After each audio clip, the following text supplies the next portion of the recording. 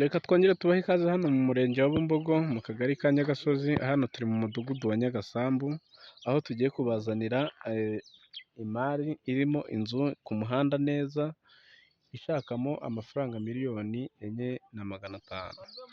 Dore rero ubuso bwaho muri kuyibona, ikorerwamo ubucuruzi, muri kuhabona. Reka twibinjizeho tubereke neza. Murabona ko ari mu bucuruzi neza bahacururiza, muri kubibona. Noneho rero reka tubereke ubuso hafite icyangombwa cyaho bwite cyihariye. Dore haraza hakagarukira hari inyuma, hafite na pariseri ngari rwose, ifite pariseri ngari cyane.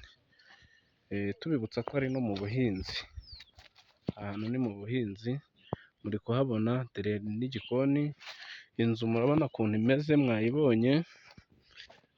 Ahantu ntihabacike kuri 4 n'igice. Murakoze rero, turabashimiye, mugire ibihe byiza.